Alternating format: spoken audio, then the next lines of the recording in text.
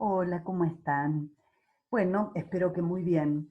El tema que vamos a desarrollar hoy es el de antimicrobianos, un tema muy lindo, muy interesante. Espero que ustedes piensen lo mismo cuando termine la clase, pero también un tema que aspiro a que, digamos, los cambie de alguna manera, cuando lo estudien, cuando lo piensen, para que tomen conciencia de la responsabilidad que tenemos todos como potenciales usuarios de los antibióticos, como vendedores de los antibióticos, eh, tener conciencia de que se está haciendo un tremendo mal uso de ellos y que debido a eso estamos corriendo serios riesgos de que dejen de ser útiles para el tratamiento de enfermedades infecciosas. Bueno, un poco de todo eso vamos a charlar y espero que los haga reflexionar, además de que, bueno, de aportar mínimamente algún conocimiento teórico, también generar esa situación, ¿no? De ponernos a pensar de cómo nos estamos posicionando frente a un tema tan importante como es este. Bueno, sobre los antimicrobianos hemos hablado en determinadas oportunidades previas. Se habló de los desinfectantes, de los antisépticos, eso lo charlaron con Alejandro. Pero hoy vamos a poner el ojo en los antimicrobianos de uso terapéutico, es decir, los que se utilizan para el tratamiento de enfermedades infecciosas. Y acá vamos a hacer una pequeña clasificación, ustedes dirán una, no, una más, entre quimioterapéutico y antibiótico. La verdad es que en el uso cotidiano se los utiliza como sinónimos. No se hace esta diferenciación, pero está bueno que la conozcan. Cuando se habla de quimioterapéuticos son sustancias antimicrobianas, claramente, pero producidas de manera sintética por la industria farmacéutica. Por ejemplo, todas las sulfamidas. Y por el otro lado, antibiótico son las sustancias producidas naturalmente por algunos hongos y algunas bacterias. Esa es la gran diferencia. Por ejemplo, la penicilina G. Y si hacemos un poco de historia, tenemos que hablar de Paul Ehrlich. Lo conocen, Ehrlich, el del reactivo de Ehrlich, el que veían para las pruebas bioquímicas, para el indol puntualmente. Este señor merece ser mencionado porque fue uno de los primeros que pensó en el concepto de bala mágica, es decir, de lograr algún tipo de sustancia química, era químico de hecho, que lograra atacar a los microorganismos que enferman sin perjudicar a la célula del hospedador. Él en realidad estaba muy preocupado por la sífilis, que tenía una altísima tasa de mortalidad. Estamos hablando de principios del siglo XIX. Había muy poco que hacer en cuanto a tratamiento. Y él en su laboratorio probó 605 sustancias distintas, sin éxito. Recién las 606 dio buenos resultados. A esa la llamó Salvarsan, porque significa arsénico que salva. Era de hecho una sustancia arsenical. Y resultó bastante aceptable en cuanto al tratamiento de la sífilis, si bien tenía efectos colaterales. La sífilis, ustedes saben, está producida por una bacteria que es el Treponema pallidum, que si la ven al microscopio es una espiroqueta, tiene forma como de resortito. Esta es la forma en que se vendía en ese momento en forma de pomadas o de píldoras para ingerir. Y otra persona que sin duda tiene que ser mencionada y reconocida en la lucha contra los microorganismos es Alexander Fleming. Yo espero que a ustedes les interese toda esta introducción histórica que suelo hacer a los temas y que se los muestre. Es que muchas veces pienso que nosotros reconocemos muy fácilmente fotos de artistas, actores o actrices, músicos, deportistas. Rápidamente uno los ve y sabe quiénes son, incluso sabe una pequeña biografía de ellos. Y hay gente como estos que yo les muestro, que a veces, bueno, creo que no es el caso de Fleming, ¿no? Pero muchos de ellos son totalmente desconocidos, son ilustres desconocidos para todos. Y bueno, me parece que es un pequeño reconocimiento que yo intento hacer desde este lugar. Bueno, este es el señor Alexander Fleming, un médico inglés que trabajaba con una bacteria gram positiva que es el Staphylococcus aureus. Y Dicen, cuentan las malas lenguas, que él acumulaba muchas cajas de Petri en su laboratorio, es decir, las utilizaba y no las descartaba en el autoclave rápidamente, sino que las acumulaba y las volvía a mirar en el tiempo. Bueno, gracias a eso se le contaminaron algunas y descubrió que en algunas de ellas había un hongo que desarrollaba y de algún modo inhibía el crecimiento de la bacteria, en este caso el Staphylococcus aureus. Este hecho es muy común en la bacteriología. A todos los que trabajamos con bacterias en algún momento se nos contaminaron las placas. Lo que pasa es que él vio algo que todos vemos, pero pensó algo que nadie había pensado antes. Y fue así como siguió estudiando, seguramente replicó este experimento en un montón de otras cajas y siempre ocurría lo mismo, que la bacteria, que son estas colonias, crecían hasta un cierto punto y eran inhibidas por este hongo que era el contaminante. Identificó al hongo y era de la especie, del género, perdón, Penicillium. Esta es una foto original sacada por él. Entonces, él lo que teorizó es que seguramente ese hongo estaba producido algún tipo de sustancia que difundía en el agar e inhibía el crecimiento de la bacteria. Esta es una foto más actual. Si nosotros reproducimos el experimento, veríamos una cosa así. El hongo que inhibe el desarrollo. Fíjense el halo de inhibición que se produce, porque el hongo produce la sustancia que difunde en el agar y no permite el crecimiento de la bacteria. Intentó durante mucho tiempo extraer del agar esa sustancia para identificarla correctamente y para utilizarla experimentalmente para ver qué pasaba in vivo con las bacterias, pero no lo logró. Ocurre que en ese momento estaban en vísperas de la Segunda Guerra Mundial, sobre todo de la intervención de Estados Unidos en la Segunda Guerra Mundial. Estados Unidos estaba muy preocupado porque durante la Primera Guerra Mundial la mayor parte de muertes de soldados no había sido directamente en el campo de batalla, sino a causa de las tremendas infecciones que ocurrían por las heridas de guerra. Gangrenas, tétanos y demás, y que no podían ser tratados de ninguna manera, y había generado una gran mortalidad. Entonces, viendo que empezaban la Segunda Guerra Mundial, que en algún momento podían llegar a intervenir, trajeron a Fleming de Inglaterra a Estados Unidos, seguramente le habrán puesto a disposición un laboratorio y colaboradores, que son estos dos señores, Flory y Chan, que eran un químico y un bioquímico, que lo ayudaron en la extracción y purificación de la sustancia. Y así se pudieron hacer los ensayos y se demostró que realmente era muy efectiva para el tratamiento de ciertas infecciones. Durante la Segunda Guerra Mundial se la utilizó a gran escala y se vio que realmente tenía un gran valor terapéutico. Y luego se la empezó a utilizar también para el tratamiento de la gonorrea y de la sífilis. Y estas eran algunas propagandas. Acá, por ejemplo, dice gracias penicilina por volver a casa, ¿no? Porque salvaba la vida de los soldados.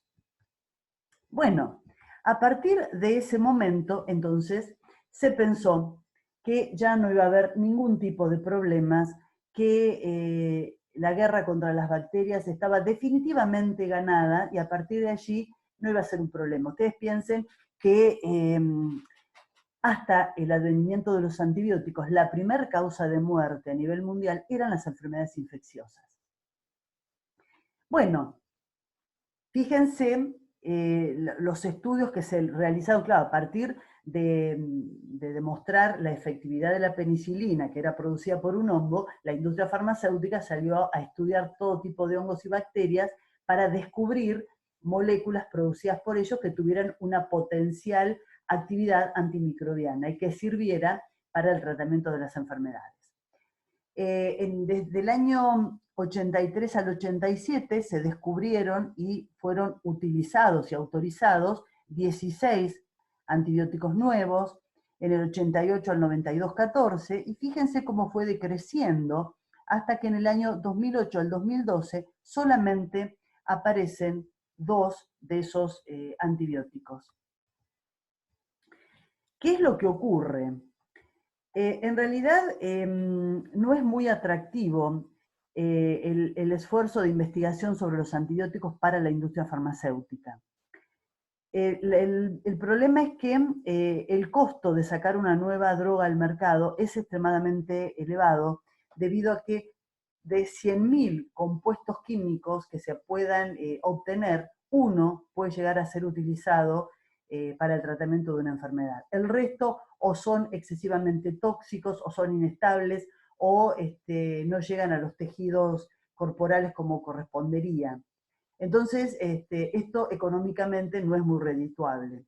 Por otro lado, si apareciera un antibiótico novedoso, distinto, con una forma de acción distinta a las conocidas, obviamente que no saldría al uso generalizado. Se reservaría para esos casos donde aparecen bacterias que son resistentes a otras cosas.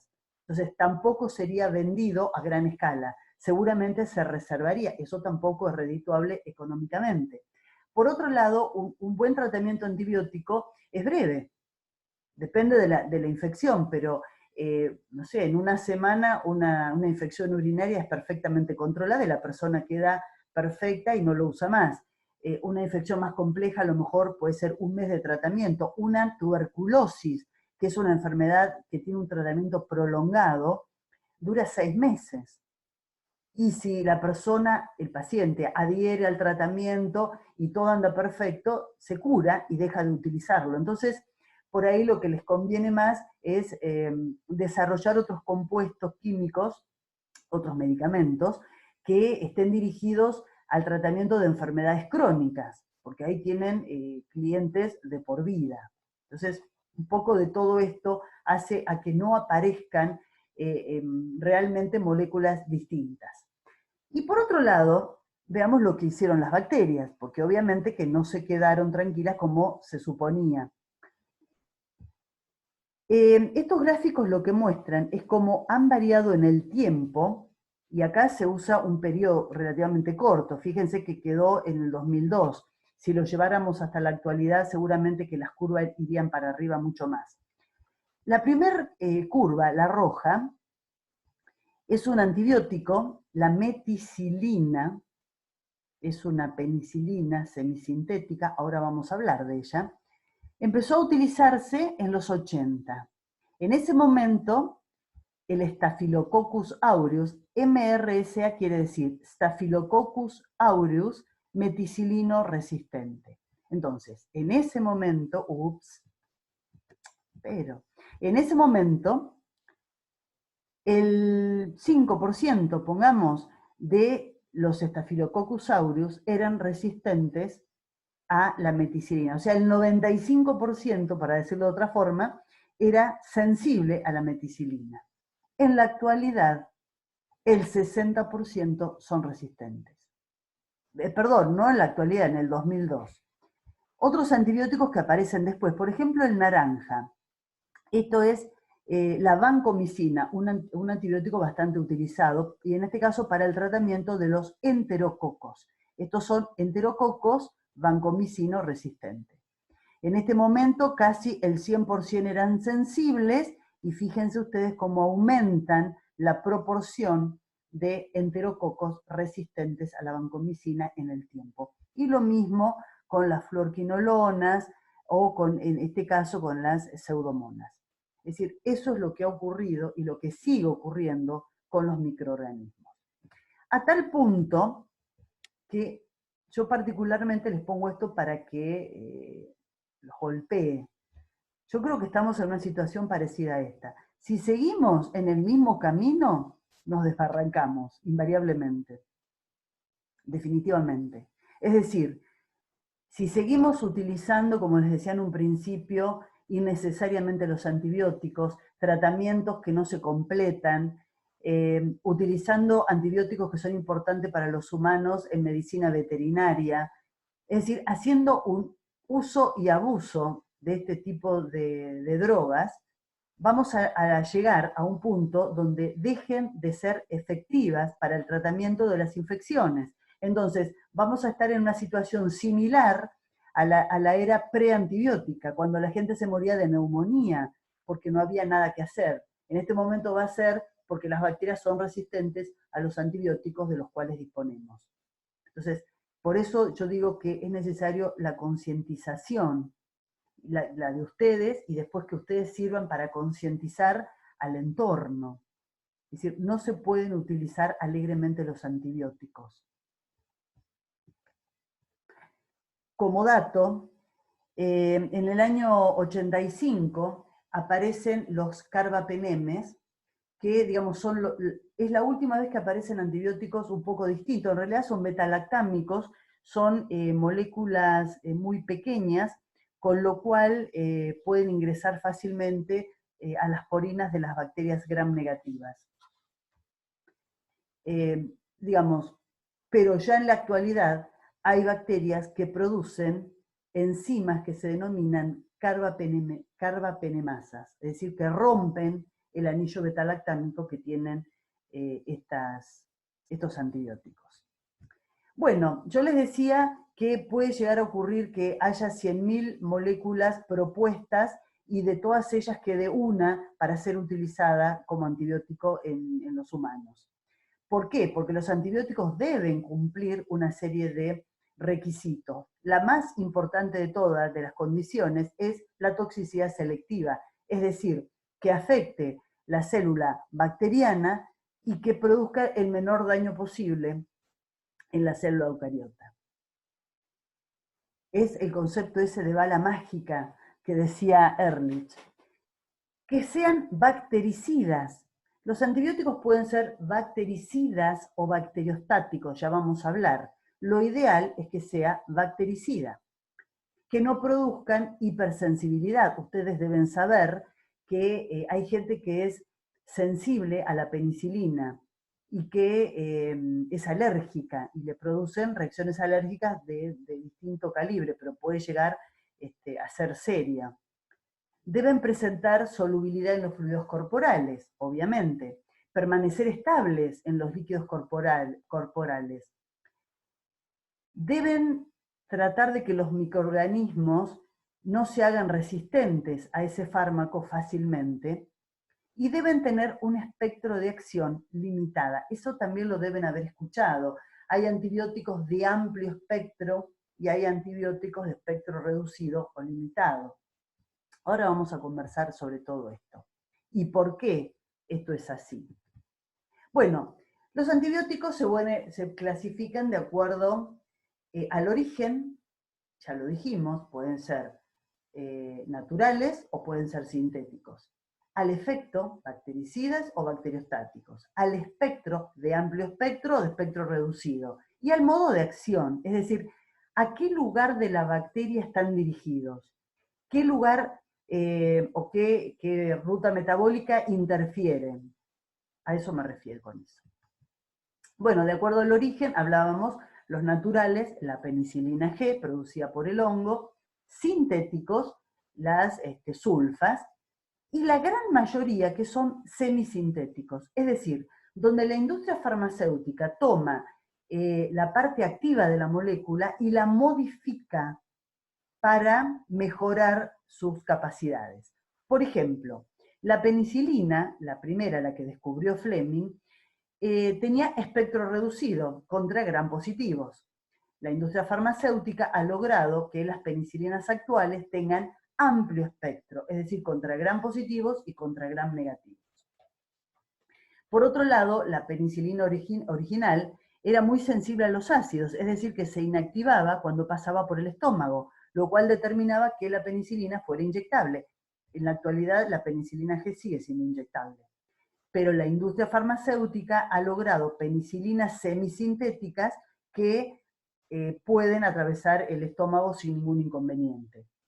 Y por otro lado, la penicilina G es muy sensible a unas enzimas bacterianas que son las beta-lactamasas, que rompen el anillo beta-lactámico y la inactivan. La industria farmacéutica ha logrado penicilinas que son más resistentes a las beta-lactamasas. Bueno, el efecto bactericida y bacteriostático. Bactericida mata a la población bacteriana, bacteriostático la inhibe.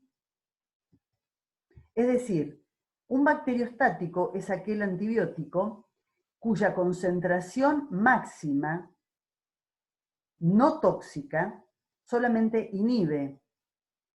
Es decir, ¿qué quiero decir con esto? Que si se usara una concentración más alta posiblemente sería bactericida, pero el problema es que se vuelve tóxica para el humano. Entonces, ¿qué ocurre cuando la persona deja el tratamiento o deja de tomar el antibiótico? La población puede llegar a multiplicarse nuevamente. Algunos ejemplos. Los antibióticos que tienen este modo de acción, que es bacteriostático, o sea que no las matan a las bacterias, sino que inhiben el desarrollo, generalmente son los que actúan a nivel de la síntesis proteica. Entonces la pregunta que a lo mejor se están haciendo ustedes, y si no, se las propongo yo que lo piensen, ¿para qué sirven? O mejor dicho, ¿sirven? Si este antibiótico yo lo dejo tomar y la bacteria arranca a crecer de vuelta, ¿sirven? Sí sirven, porque lo que pretenden es mantener a raya, por decirlo de una manera, el número de microorganismos de la población, dándole tiempo al sistema inmune de la persona a que pueda responder a través de la inmunidad humoral y celular. Entonces, se impide el crecimiento de esa población, el sistema inmunológico se prepara, forma los anticuerpos y las células y en ese momento pueden atacarlos. La segunda pregunta, entonces, ¿hay casos donde estaría contraindicado? Y sí, en las personas inmunosuprimidas. Las personas inmunosuprimidas tienen que ser tratadas con antibióticos bactericidas, porque el sistema inmune de ellos no va a responder. Entonces, una persona con SIDA o con un tratamiento inmunosupresor tiene que ser tratada con un bactericida. Hablábamos del espectro. Amplio espectro quiere decir antibióticos que son efectivos contra bacterias gram positivas y gram negativas. Por ejemplo, las llamadas tetraciclinas. De espectro limitado. Esos son sumamente específicos. Por ejemplo, la isoniazida. La isoniazida es un antibiótico, uno de los antibióticos utilizados en el tratamiento de la tuberculosis. Si ustedes recuerdan, la tuberculosis es producida por una bacteria que es un Mycobacterium tuberculosis, es decir, una micobacteria. ¿Qué particularidad tenían? No eran bacterias comunes, las mencionamos muchas veces. Son bacterias con un peptidoglucano de gram positiva, pero por fuera de esa pared tienen una gruesa capa de ceras, de ácidos micólicos.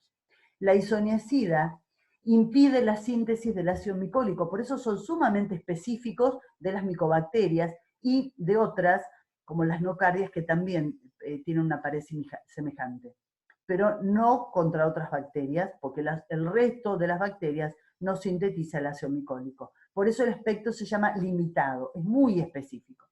Y el reducido es el que es efectivo contra gram positivas o contra gram negativas. La penicilina G, la que descubrió Fleming, era muy buena contra gram positivos. La polimixina B, por ejemplo, es un antibiótico muy bueno contra gram negativos. En términos generales, se puede decir que las bacterias gram positivas son más sensibles a los antibióticos que las gram negativas. ¿Por qué será? Por la pared celular. Recuerden que la pared celular de las gram negativas tiene por fuera del peptidoglicano una capa de lipopolisacáridos donde están las porinas.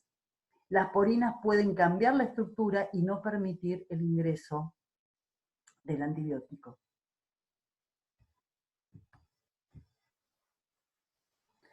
Obviamente que para que el antibiótico ejerza su acción sobre las bacterias, en principio tiene que llegar al foco de infección, es decir, al lugar donde están las bacterias. Y luego tiene que penetrar a la célula bacteriana. Si las porinas no permiten el ingreso, esa bacteria no se ve afectada. Y tiene que alcanzar dentro de la célula la concentración necesaria para ejercer su acción. Bueno, y la última manera de clasificarlos era de acuerdo al modo de acción, es decir, a qué sitio de la bacteria atacan. Hay un grupo de antibióticos que afectan la biosíntesis de la pared celular. Otros afectan la membrana citoplasmática. Otros, la síntesis proteica. Y los que actúan a nivel de síntesis pueden ser a nivel de la transcripción o de la traducción. Otros afectan la biosíntesis de los ácidos nucleicos. Y los últimos, vías metabólicas de la bacteria. Bueno, para ver un poco los antibióticos que actúan a nivel de pared, debemos recordar los pasos de la síntesis. ¿Se acuerdan que hablábamos que la síntesis de la pared celular se podía decir que tenía 4 pasos distintos en distintos lugares de la célula? El primero, que era en el citosol, en el citoplasma, era la formación de los precursores. Los precursores, que se acuerdan, eran el N-acetilmurámico y el N-acetilglucosamina. Bueno, hay un grupo de antibióticos que no son muy usados porque los efectos colaterales son importantes, sobre todo sobre el sistema nervioso central, que actúan sobre puntualmente el N-acetilmurámico. Hay otro grupo de antibióticos que actúan sobre el transportador lipídico. Ustedes se acuerdan que una vez que se formaban los precursores, ese disacárido formado por una molécula de N-acetilmurámico y N-acetilglucosamínico salían al exterior de la membrana, o sea, tenían que ubicarse en la pared celular que estaba siendo sintetizada.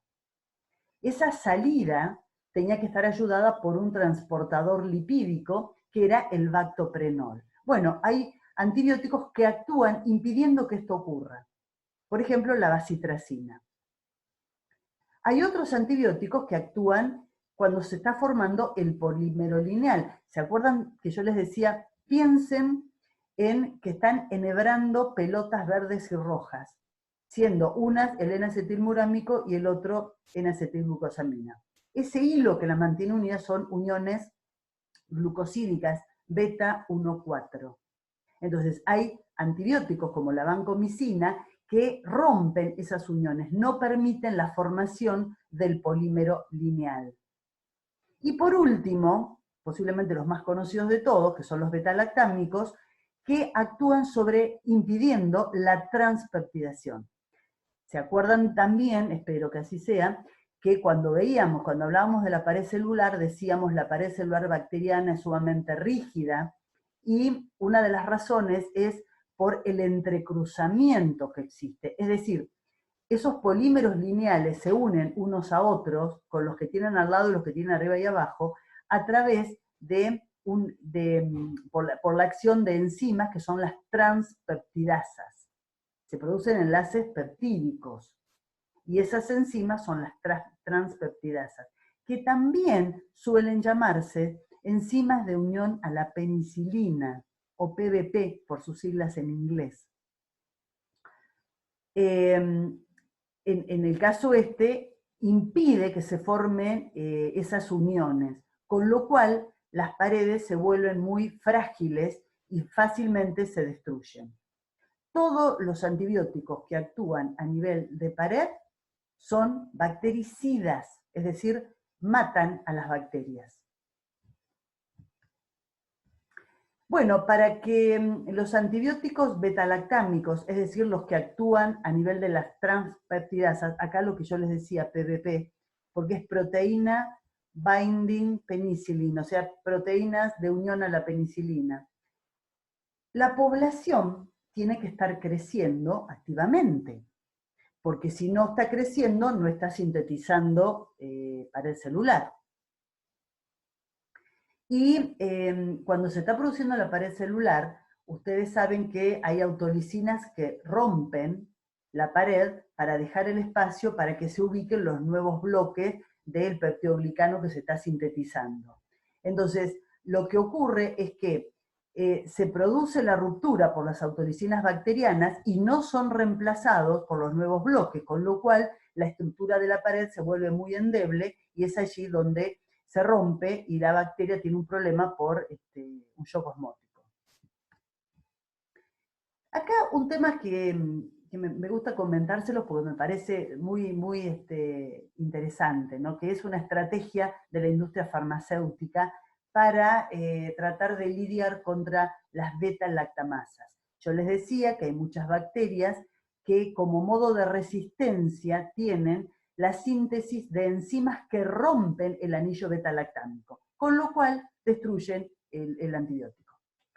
Entonces, la industria farmacéutica hace combinaciones de antibióticos. Por ejemplo, Optamox es el nombre de fantasía que tienen, o este otro, que es el amoxilánico dúo, que juntan amoxilina, o sea, un antibiótico beta-lactámico muy efectivo, con otro antibiótico beta-lactámico, que es el ácido clavulánico. El ácido clavulánico es un antibiótico, por definición, es producido por una bacteria, un Streptomyces clavuligerus, pero no es un antibiótico muy efectivo. Entonces, ¿para qué lo ponen? Lo ponen como molécula suicida. Tiene una enorme afinidad con las beta-lactamasas. Entonces, es como que acompaña al antibiótico que va a ser el efectivo para el tratamiento de la infección para distraer las beta-lactamasas. La bacteria produce beta-lactamasas, estas van en contra del ácido clavulánico porque tiene mayor afinidad que, en este caso, que la amoxicilina, y por el otro lado la amoxicilina, que no es afectada, puede actuar. Está el ácido clavulánico, está el surfactán también, que se lo agregan como molécula suicida también. Es una buena estrategia. Bueno, estos son una serie de ejemplos, por supuesto no es para que ustedes lo aprendan de memoria, pero para que vean, estas son las penicilinas, son todos antibióticos beta-lactámicos, es decir, que comparte, está una gran familia que comparten ese anillo que es el activo, y después las modificaciones que han tenido por la industria farmacéutica. Estos son los originales, y estos son, por ejemplo, la meticilina que la mencionábamos antes, son más resistentes, o sea, es un beta-lactámico semisintético, con lo cual se logra que sean más resistentes a las enzimas penicilinasas. Otros más, y las cefalosporinas, que seguramente también las conocen, las deben haber escuchado, también son antibióticos beta-lactámicos, y si ustedes escuchan, por ahí van a decir, es una cefalosporina de primera, segunda, tercera, ya vamos por la cuarta generación, que son las más nuevas. ¿Qué es lo que se ha logrado? Pasar de un espectro reducido a un espectro un poco más realzado y con particular resistencia a las beta-lactamasas. Eso se ha logrado a lo largo de los años con las nuevas generaciones del antibiótico. Otro grupo de antibióticos, la vancomicina que la mencionábamos. Y vamos a otro sitio de acción. Los antibióticos que actúan a nivel de la membrana citoplasmática. Hay algunos que se unen al ergosterol. ¿Se acuerdan que el ergosterol se encontraba en la membrana citoplasmática de los hongos? Y los azoles, que es un grupo grande, es una familia grande, que también tienen que ver, pero en este caso con la síntesis del ergosterol. A lo mejor lo escucharon porque son antifúngicos, clotrimazol, miconazol, ketoconazol, son antifúngicos. La mayor parte de ellos son de uso tópico, porque son tóxicos. Ustedes piensen que la membrana citoplasmática es una estructura bastante similar en una célula procariota que en una célula eucariota. Y sobre todo esta que va sobre células eucariotas, como la de los hongos. Entonces, es un lugar donde los antibióticos afectan también las células del hospedador.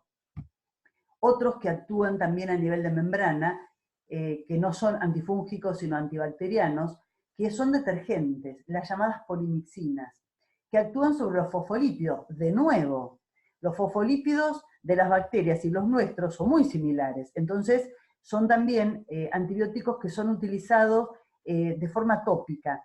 La polimixina, a ver si alguno de ustedes tiene en la casa gotitas para los ojos, para tratar algún tipo de infección en el ojo, una conjuntivitis, van a ver que tiene polimixina B, porque es muy efectivo contra las bacterias gram negativas, pero es de uso tópico, se pone en el ojo, no se ingiere ni por supuesto se inyecta. Bueno, entonces los antibióticos que actúan en la membrana también son bactericidas. Ustedes saben que la integridad de la membrana citoplasmática es fundamental para la vida celular. Entonces, un antibiótico que actúa sobre la membrana, al igual que los que actúan sobre pared, matan a las bacterias. Bueno, ahora los antibióticos que actúan sobre la síntesis de las proteínas. Estos son bacteriostáticos, es decir, la bacteria en estos casos deja de crecer, la población de bacterias deja de crecer, pero no se muere. Cuando baja la concentración del antibiótico, puede llegar a volver a crecer. Decíamos, algunos actúan o inhiben la transcripción, particularmente actúan a nivel de la subunidad beta de la RNA polimerasa. Y un ejemplo es la rifampicina. Es un antibiótico que también se utiliza en el tratamiento combinado de la tuberculosis. ¿Se acuerdan que yo les decía? Uno es la isoniazida, el otro es la rifampicina. Y también se agrega estambutol. O sea, en el tratamiento de la tuberculosis se hace una terapéutica combinada. ¿Por qué? Porque puede ocurrir que una bacteria sea resistente a uno de los antibióticos, pero la probabilidad de que sea resistente a todos es mucho más remota. Sin embargo, les cuento que ya están apareciendo y se tienen que entonces, estos son los antibióticos de la primera línea, se tiene que recurrir a antibióticos de segunda línea que son más caros y con mayor cantidad de efectos colaterales.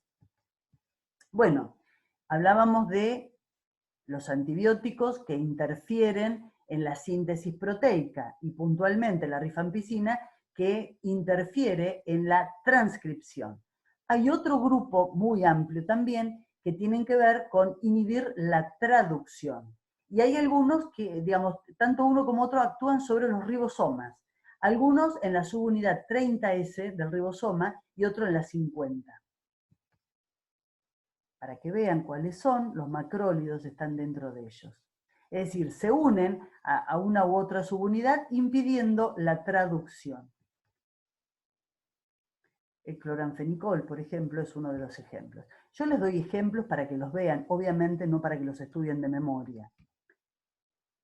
Otro sitio de acción son los ácidos nucleicos, puntualmente la síntesis de los ácidos nucleicos. Y acá los más comunes, que son antibióticos muy utilizados, son las llamadas quinolonas, que actúan sobre la DNA girasa. Es decir, la bacteria las otras actividades las lleva adelante normalmente, pero no llega a dividirse. La bacteria incluso se llega a elongar, pero no se divide, porque están inhibiéndolo. Estos antibióticos también son bacteriostáticos, es decir, deja de estar el antibiótico y la bacteria puede seguir creciendo.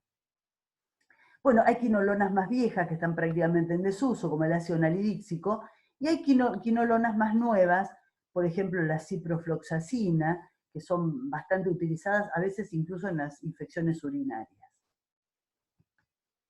Y por último, están un grupo de antibióticos que inhiben vías metabólicas bacterianas. Pueden actuar porque son análogos de los metabolitos microbianos, es decir, tienen una estructura química muy similar y se meten en esa ruta metabólica, engañan a la ruta, pero aborta antes de llegar al producto final. Esas son las sulfas, que tienen una estructura muy similar al ácido paraminobenzoico, que es importante en la síntesis del ácido fólico. Las bacterias sintetizan el ácido fólico. en este caso, si ustedes piensan, nosotros no sintetizamos el ácido fólico, lo incorporamos con los alimentos. Entonces, como no tenemos esta ruta metabólica, cumple bastante bien estos antibióticos con aquello de la toxicidad selectiva, porque está afectando una vía metabólica que nosotros no tenemos. Y dentro de los que inhiben vías metabólicas, hay otros que son inhibidores de algunas enzimas. Por ejemplo, trimetoprima, que también interfiere en la síntesis del ácido fólico, pero en otro nivel. Acá los que actúan como análogos de metabolitos, fíjense cuál es la estructura del ácido paraminobenzoico, y estas son las distintas sulfas. Tienen una estructura similar. Y acá sería como es la ruta metabólica. Este es el paraminobenzoico. Acá puede incorporarse una sulfa y la ruta metabólica queda acá, aborta el resto, esto no ocurre, queda parada en este nivel. O bien, si se está tratando con trimetoprima, sigue adelante la ruta, pero la trimetoprima inhibe una enzima importantísima que es la dihidrofolato reductasa, porque el ácido fólico es inactivo y necesita ser activado por esa enzima. La trimetoprima inhibe la acción de esa enzima, la destruye, y por lo tanto el ácido fólico no pasa a su forma activa y la bacteria no lo tiene a disposición. Esto sería un raconto, para que lo tengan, de todos los sitios de acción que tienen los antibióticos. Podríamos pensar y analizar un poco en cuáles cumplen mejor con esa premisa de que tienen que actuar sobre estructuras de la bacteria que no estén en nuestra célula eucariota. Es decir, ese concepto de toxicidad selectiva, que es el más importante de todos. Si no cumple con eso, ni siquiera se sigue estudiando con el resto. Entonces, los antibióticos que actúan a nivel de síntesis de pared celular tienen toxicidad selectiva, porque la célula eucariota, la nuestra, la célula animal, no tiene pared celular. Los antibióticos que actúan a nivel de membrana son bastante tóxicos, por eso en general son de uso tópico. Las membranas citoplasmáticas son muy similares. ¿Qué pasa con los que actúan a nivel de la síntesis proteica? Ustedes seguramente me van a decir, bueno, pero los ribosomas bacterianos son distintos a los ribosomas eucariotas. Y es cierto, y me alegro que se acuerden. Pero yo les diría, ¿y qué pasa con las mitocondrias? ¿Se acuerdan de la teoría endosimbiótica que charlábamos en algún momento? Las mitocondrias tienen ribosomas bacterianos. Entonces, esos antibióticos que actúan a nivel de los ribosomas pueden a la larga afectar también el funcionamiento de nuestras mitocondrias.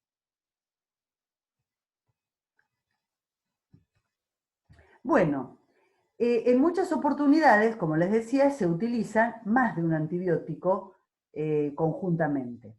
Acá hay que tener cuidado porque hay antibióticos que de hecho tienen cierto sinergismo, es decir, que cuando se los administra juntos, aumentan el resultado terapéutico, es decir, tienen un resultado mejor que si estuvieran aislados.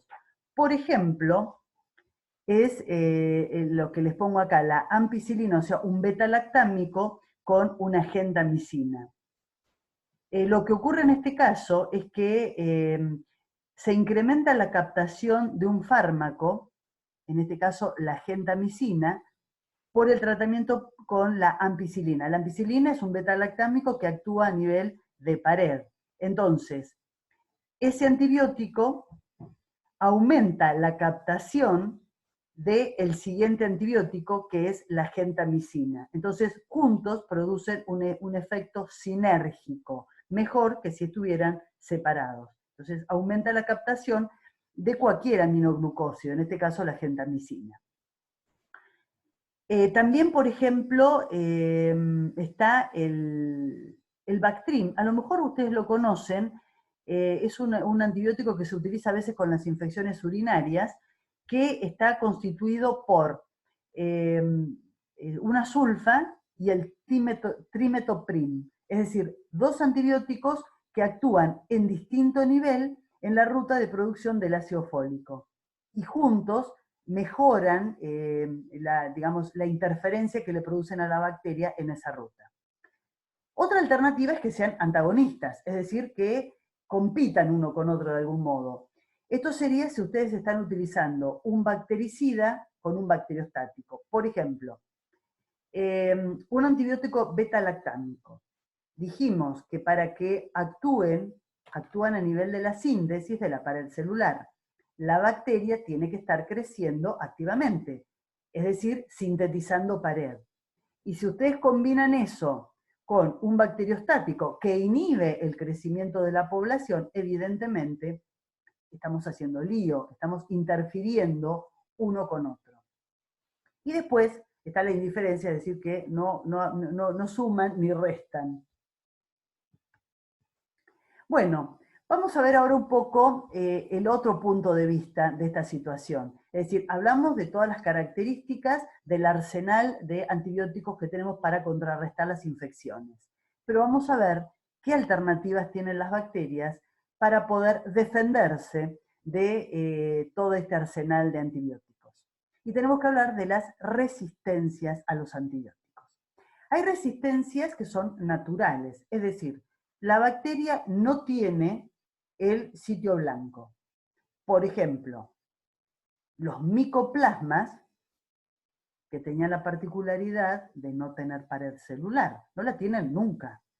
Por lo tanto, un antibiótico que actúe a nivel de la síntesis de la pared no lo afecta.